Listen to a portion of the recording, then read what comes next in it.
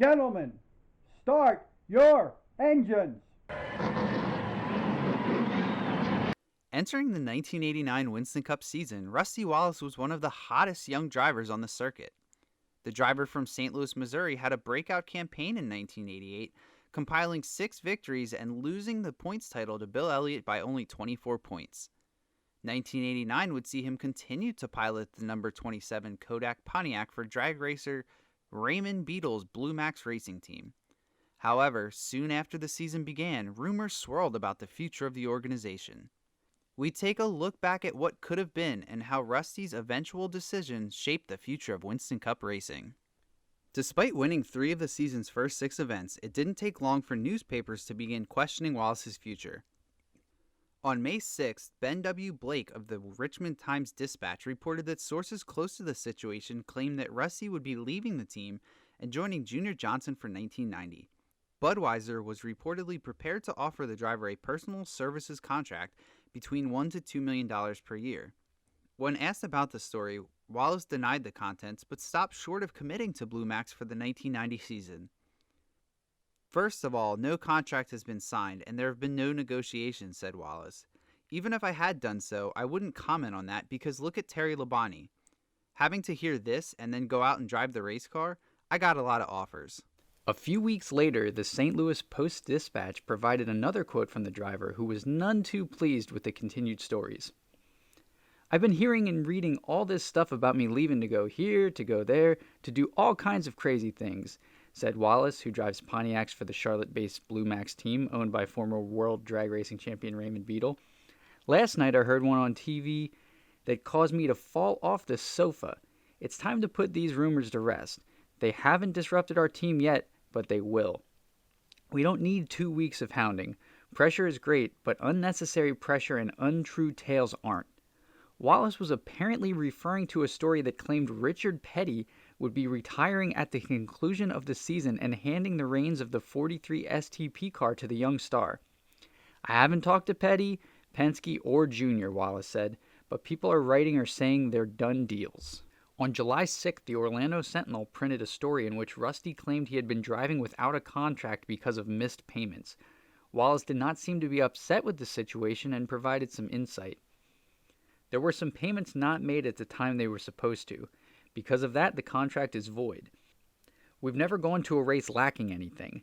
Ever since I've been driving for Raymond Beadle, they've said there are major financial problems, and that's bull. He's just so busy he forgets some things. He's got me all totally paid up. The Missouri driver also revealed that he had initial talks with IndyCar owner Roger Penske about potentially forming a team. Despite all of the outside noise, by the end of the month the team sat second in the series standings. However, it was at this time that the saga heated up. Ben W. Blake provided a report that Wallace and Beadle would be solving their contract dispute in court. Wallace requested a declaratory judgment that the Mecklenburg County Superior Court would recognize his contract as void. Blake wrote, according to the suit, Wallace and Beadle agreed to a contract December 1st, 1986. The contract was to expire November 30th, 1988, but Blue Max had an option to renew for 2 years and did so in December of 1988. Beadle thus feels he has Wallace under contract through next year and has said so. Wallace contends that the contract was made invalid in January of this year because of Blue Max's failure to fulfill the contract. The first payment of the year was $25,000 due to Wallace on January 10th. Blue Max Racing verified the payment amount as accurate, but failed to follow through and pay the driver in a timely manner. The driver was looking for no further damages. He simply wanted the judge to say he was correct and his contract was void. On Halloween, the Herald-Journal reported that while nothing had changed in the court case, Wallace did have something to say. I keep thinking about blasting into Daytona with a championship team and in a new black car. I talked with Dale on the phone, and he laughed and said I was stealing some of his fires, said Wallace. But that color and the image it carries fits my driving style.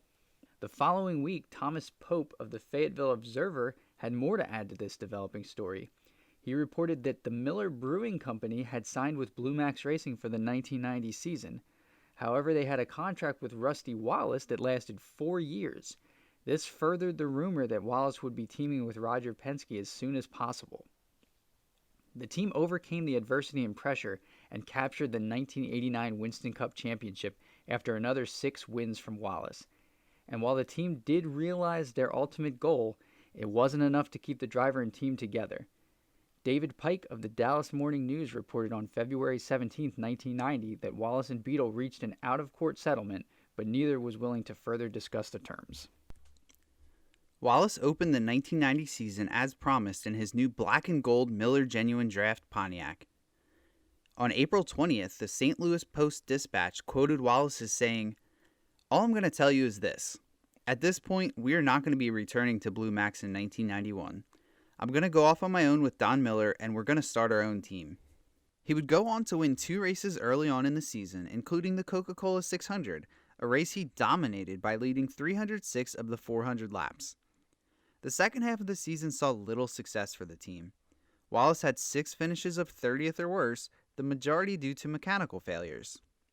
On August 1st, the driver officially informed Beadle that he would not be back for the following year. David Pike of the Dallas Morning News quoted Beadle on the news. "I kind of expected it. I wish him luck. We'll concentrate on the rest of the year and then go on." Although the news didn't come as much of a surprise to anyone, Jerry Bonkowski of USA Today reported on December 10th on the formation of NASCAR's newest super team. Roger Penske, Rusty Wallace, and longtime associate of both Don Miller would be teaming up for the 1991 season and beyond. Penske would own 52% of the new team, known as Miller Genuine Draft Team Penske, while Wallace and Miller owned 24% each. Wallace brought over some key members of his championship-winning team at Blue Max, which would fold at the conclusion of the season, including crew chief chassis builder Jimmy Makar, engine builder Harold Elliott, and fabrication specialist Eddie Dickerson. "This will probably be the most elite team in Winston Cup racing," said Wallace. That bold claim was not far from the truth. Over the team's first 6 seasons, they compiled 28 victories and 3 top 5 finishes in the point standings.